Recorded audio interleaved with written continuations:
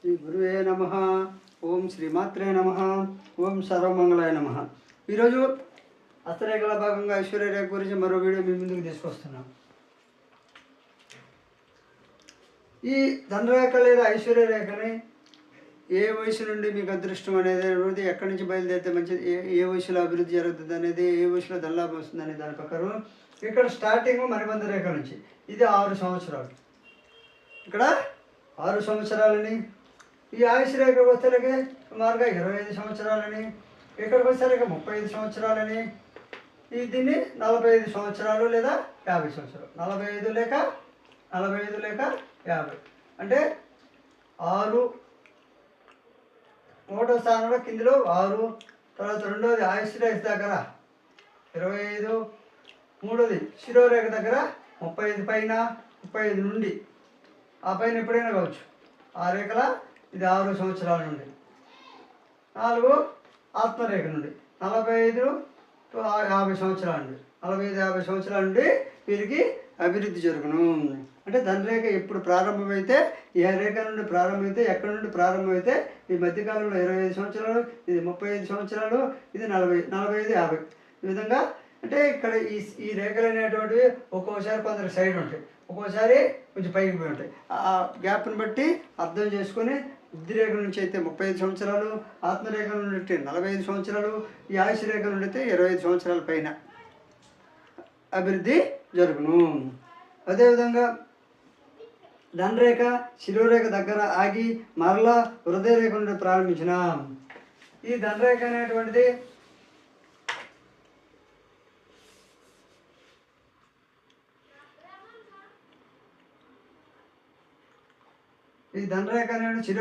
శిరోరేఖ దగ్గర ఆగిపోద్ది. ధనరేఖలో వచ్చేసింది, శిరోరేఖ దగ్గర ఆగింది, మళ్ళీ హృదయరేఖ పైన బయలుదేరింది. ఇక్కడ శిరోరేఖ దగ్గర ధనరేఖ ఆగి మళ్ళీ ఇక్కడ బయలుదేరితే అలాంటి వారికి 35 సంవత్సరాల వయసులో తాను చేసే వృత్తిలో, అంటే ఇలా వచ్చి ఆగిపోతే 35 సంవత్సరాల వయసులో తను చేసే వృత్తిని పోగొట్టుకుందరు. అదేవిధంగా తర్వాత ఈ హృదయరేఖ నుంచి బయలుదేరింది కాబట్టి ఆ ఉద్యోగం లేదా ఆ చేసే పని మారిన తర్వాత 45 సంవత్సరాల పైన ఏదో ఒక వృత్తిలో చేరి, ఏదో ఒక ఉద్యోగంలో చేరి 45 సంవత్సరాల పైన ధనార్జన ప్రారంభించి, అనగా అప్పుడు స్త్రీ ద్వారా, హృదయరేఖ అనేది స్త్రీ రేఖ కాబట్టి స్త్రీ ద్వారా, స్త్రీ మూలకంగా ఏదో ఒక స్త్రీ పరీక్షమై స్త్రీ మూలకంగా లేదా భార్య ద్వారా అయినా కావచ్చు, అత్తగారి ద్వారా సపోర్ట్ వల్ల కావచ్చు, అంటే స్త్రీ మూలకంగా ధనార్జన చేదురు. ఇక్కడ ఆగిపోతే మాత్రం రేఖ ధనరేఖ ఇక్కడ బుద్ధిరేఖ దగ్గరకు వచ్చి ఆగిపోతే చేస్తున్న పని మారడము, చేస్తున్న ఉద్యోగం మానడము, లేకపోతే ఉద్యోగం పోవడము, ఆ వృత్తిలో లాభం లేకుండా వదులుకోవడము జరుగుతుంది. అదేవిధంగా ధనరేఖ శిరోరేఖ పైన, హృదయరేఖ దిగున, రెండో రేఖ ఎండిన ఈ విధంగా రేఖ ఉంది, ఇది చూడండి. ఈ విధంగా శిరోరేఖ పైన, హృదయరేఖ పైన ఈ విధంగా 2 రేఖలు ఉన్నాయి అనుకో. శిరోరేఖ పైన రేఖ ఉంది, హృదయరేఖ పైన రేఖ ఉంది. ఈ విధంగా శిరోరేఖ పైన, హృదయరేఖ పైన లేకపోతే ఇలా ఉండి దిగున ఇలా ఉంది, పైకి ఎత్తురాదు. శిరోరేఖ పైన ఇలా ఉంది, దిగున ఈ విధంగా ఉంది. శిరోరేఖ పైన, హృదయరేఖ దిగున ధనరేఖ ఎవరికైతే ఉంటుందో 65 సంవత్సరాలు దాటిన పిదప ధనాదాయం ఉండును. అంటే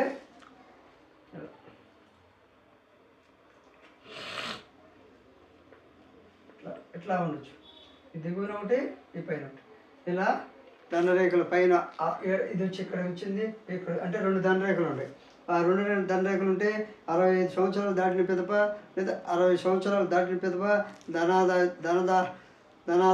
ఆదాయ దారాలు తెలుసుకుని ధనాదాయం 2 విధాలా సంపాదించారు. అంటే ఈ విధంగా రేకుంటే 60 to 65 సంవత్సరాల నుండి 60 దాటాలి, 60 దాటి 65 నుంచి ఫలితం వస్తుంది. ఈ విధంగా ఇక్కడ ఒక రేఖ, ఇక్కడ ఒక రేఖ, 2 ధనరేఖలు ఉంటాయి. అదేవిధంగా రెండవ రేఖ బలాన్ని బట్టి ఈ యొక్క రేఖ ఎంత బలం ఉంటుందో, ఇది రెండో రేఖ బలం ఎంత ఉంటుందో అంటే రెండో రేఖ వచ్చేసి ఈ యొక్క రేఖ ఇది మొదటి రేఖ, ఇది రెండో రేఖ. ఈ రెండో రేఖ బలాన్ని ఎంత బలం ఉంటుందో ఎంత బాగా ఉంటుందో ఉద్యోగంలో ఆధిక్యత ఉద్యోగంలో ఆధిక్యత కనపరిచి అధికారం పొంది అంటే అధికారం వహించి శక్తి యుక్తులతో కష్టపడి తెలివితేటలతో లాభం పొందుతురు. అదేవిధంగా వ్యాపారస్తులైతే వ్యాపార బాహుల్యము వ్యాపార టెక్నిక్లను ఉపయోగించి చాలా అనేక గొప్ప సంస్థలు స్థాపించి వాటికి ఏజెన్సీలు కూడా ఏర్పాటు చేసుకొని సంపాదించుదురు, లాభాల పట్ల నడుతురు. ఉద్యోగస్తులకి ఉన్నత స్థానాలు పొందుదురు, ఉన్నత ఉద్యోగ ప్రాప్తి కలుగును. ఉద్యోగస్తులైతే ఉన్నత ఉద్యోగ ప్రాప్తి కలుగును. 2 రేఖలు లేని షో 30. ఇప్పుడు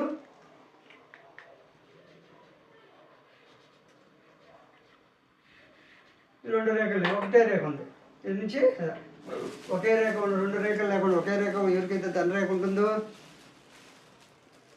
అలాంటి వారికి 35 సంవత్సరాల పైన ఏ స్థానంలో ఉండను 35 సంవత్సరాల రేఖ ఏ స్థానంలో ఉండను వారి జీవితం చివరి వరకు అదే స్థానంలో ఉందరు. అంటే ఇప్పుడు ఇలా రేఖ వచ్చి లాగిపోతే ఆ 35 సంవత్సరాల వయసులో ఏ విధమైతే ఈ ఆర్థిక పరిస్థితి ఉంటుందో అదే ఆర్థిక పరిస్థితి కంటిన్యూ అలాగే ఉంటుంది వారి జీవితంలో చివరి వరకు. అంటే కష్టం చేసుకోవడం బతకడం ఏ పొజిషన్లో అయితే ఇంతకుముందు 35 సంవత్సరాల వయసులో ఉన్నారో తర్వాత ఈ 35 సంవత్సరాలు దాటిన తర్వాత కూడా అదే పొజిషన్లో ధనం ఉంటే ధనపరులుగా లేదు కష్టపడి పనిచేసే వాళ్ళు అయితే కనపడలు పొజిషన్ మారదు, ఆ స్థానంలో ఉందరు. వారి జీవితం చివరి వరకు అదే స్థానంలో ఉందరు. విశేషమైన ధనార్జన మాత్రం ఉండదు. కష్టం చేయడం పని చేసుకోవడం తిరగడం మళ్ళీ పని చేసుకోవడం తినడం పడుకోవడం. అదేవిధంగా బుద్ధిరేఖ పాయ ధనరేఖను తాకిన ఈ బుద్ధిరేఖ పాయ అనేటువంటిది ఇదే ధనరేఖ. ఈ బుద్ధిరేఖ పాయ ఇద్దరు. ఈ బుద్ధిరేఖ నుంచి ఒక పాయ ధనరేఖను చేస్తే ఇదే బుద్ధిరేఖ పాయ ధనరేఖను ఎవరికైతే చేస్తుందో తగిన ఆ వయసులో బుద్ధిపూర్వకంగా కొన్ని తప్పులు చేసి బుద్ధిరేఖ నుంచి ధనరేఖలో ఒకరు వచ్చి చేస్తే ఆ వయసులో అంటే ఇక్కడికి వచ్చి చేరిందంటే 45 లోపల 45, 43, 44 సంవత్సరాల వయసులో ఆ వయసులో కొన్ని తప్పులు చేసి తప్పుడు నడవడిక వహించి మంచి వాళ్ళకి చెడు చేసి ఆ చెడు చేసిన కారణంగా తప్పుడు నడత కారణంగా ఉద్యోగం పోగొట్టుకోవడము ఉద్యోగం సస్పెండ్ అయ్యి లేదా ఉద్యోగం పోగొట్టుకునే పరిస్థితి ఏర్పడును. ఈ విధంగా బుద్ధి నుంచి రేఖ వచ్చి ధనరేఖలో కలిస్తే అదేవిధంగా చంద్రస్థానం నుండి ఒక శాఖ ధనరేఖను కలిసిన విధంగా వచ్చింది. చంద్రస్థానం నుంచి వచ్చాను. ఈ ధనరేఖ ఆల్రెడీ ఉంది. ఈ చంద్రస్థానం నుండి ఇలా రావచ్చు.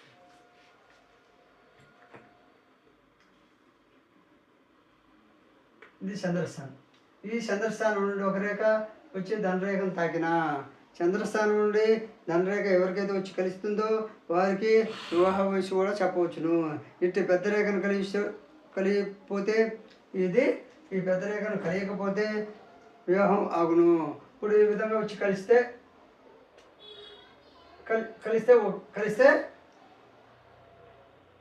వివాహ వయసు చెప్పచ్చు. అంటే ఈ ఏ వయసులో కలిసింది, ఎక్కడ కలిసిందా, లేకపోతే ఎక్కడ కలిసిందా అంటే వారికి వివాహం ఎప్పుడవుతుంది అనేది ఈ చంద్రస్థానం రేఖ కానీ ఇలా వచ్చిందనుకో 35 సంవత్సరాలు పెళ్ళి అవుతుంది. లేదు ఈ రేఖ చంద్రస్థానానికి ఒక రేఖపై ఇలా కలిసింది 35 సంవత్సరాల పైన వివాహం జరుగుతుంది. లేదు అసలు కలవకుండా వచ్చి దగ్గరకు వచ్చి ఆగింది. దగ్గరకు వచ్చిందంటే పెళ్ళి అన్ని కుదిరి పెళ్ళి ఆగిపోతుంది. పెళ్ళి దాకా వచ్చి పెట్టెల మీద పెళ్ళి ఆగిపోయే వాళ్ళకి ఇక్కడ వచ్చిన చంద్రస్థానం రేఖ ఇక్కడికి వచ్చి ధనరేఖతో కలవకుండా విడిగా ఉంటే వాళ్ళ పీటల మీదకి వచ్చిన పెళ్ళి ఆగిపోను. వీటి పెద్ద రేఖను కలయకపోతే వివాహం ఆగును. కానీ స్త్రీ మూలకంగా మాత్రం వివాహం ఆగినప్పటికీ స్త్రీ మూలకంగా మాత్రం ధనం లాభం కలుగును. స్త్రీ మూలకంగా నిజంగా రేఖ పెళ్ళి ఆగినప్పటికీ ఆ స్త్రీ మూలకంగా ధన లాభం పొందును. ఈ విధంగా రేఖ ఉండి ధనరేఖను కలవకుండా వీళ్ళు వచ్చి మధ్యలో ఆగిపోతే పెళ్ళి అయిపోతుంది. కానీ స్త్రీ మూలకంగా వీరికి ధనలాభం కలిగే యోగం ఉంది. కాబట్టి ఈ ధనరేఖ అనేటువంటిది ఏ వయసులో ప్రారంభమవుతుంది, ఏ వయసులో ఎండ్ అవుతుంది, ఏ వయసులో కత్తిళ్ళు ఉన్నాయి, ఏ వయసులో చిక్కులు ఉన్నాయి, ఏ వయసులో లంక గుర్తులు ఉన్నాయి, ఏ వయసులో పక్క నుంచి పాయలు వచ్చి చేరాయి, ఈ విధంగా పాయలు చేస్తున్నాయి కదా. ఆ వయసులో వారికి శుక్రస్థానం నుంచి వస్తే సోదరమణుల ద్వారా, చంద్రస్థానం నుంచి వస్తే స్త్రీ ద్వారా, అత్తవారింటి ద్వారా, రెండో కుజ నుంచి వాళ్ళు వస్తే ఆ రెండో కుజ అనేది మంచిది కాదు, చెడు పనులు చేసి నష్టపోయే ప్రమాదము. ఇక్కడ ఈ కుజస్థానం నుంచి దండరేఖ ఎవరికైతే ఎక్కడి నుంచి దండరేఖలో ఒక రేఖ కానీ కలిస్తే వాళ్ళు సైనికులుగా ఉంటారు, లేదా పోలీస్ వ్యవస్థలో ఉంటారు, అంటే బలవంత శాస కార్యాల ద్వారా కూడా డబ్బులు వస్తాయండి. మామూలు సహజంగా దండరేఖ సహజంగా దానం వస్తుంది. ఈ సహజ దానంతో పాటు ఈ ఇక్కడ వచ్చిన దండరేఖ పాయలు ఎక్కడి నుంచి వస్తే అక్కడ నుంచి మరో ఆదాయం కూడా వస్తుంది. అదేవిధంగా ఇప్పుడు ఈ గురుస్థానం వచ్చింది, ఈ గురుస్థానం నుంచి ఒక రేఖ వచ్చి ఇక్కడ దండరేఖతో కలిసింది. దండరేఖ గురుస్థానం నుంచి రేఖ కలిస్తే ఏమని అర్థము, అతని యొక్క విద్యల ద్వారా కూడా ఎక్స్ట్రా ఆదాయం వచ్చును, అతని జ్ఞానం ద్వారా, పొలిటికల్ వ్యవస్థ ద్వారా, రాజకీయ వ్యవస్థ ద్వారా కూడా ధనం వచ్చి. అదే రవిరేఖ నుంచి వచ్చే రేఖ వచ్చింది. ఈ రవిరేఖ వచ్చిందంటే తనకున్న తెలివితేటల వల్ల, తన సంగీతం ద్వారా, తన పేద ప్రతిష్టల ద్వారా, అవార్డుల ద్వారా ధనం వచ్చి, అంటే సహజ ధనం ఉంటుంది, ఎక్స్ట్రా ధనము వస్తుంది. ఈ బుధస్థానం నుంచి వచ్చి ఒక రేఖ కలిసింది అనుకోండి. ఈ బుధస్థానం నుంచి వచ్చి ధనరేఖను ఎవరికైతే కలిసిందో తనకు సహజంగా ఉన్న ఆస్తితో పాటు, సంపాదనతో పాటు వ్యాపార మూలకంగా కూడా ఆదాయం వచ్చును. కాబట్టి ఈ యొక్క ధనరేఖ గురించి ఇప్పటివరకు చెప్పింది నచ్చితే లైక్ చేయండి, షేర్ చేయండి, సబ్స్క్రైబ్ చేయండి.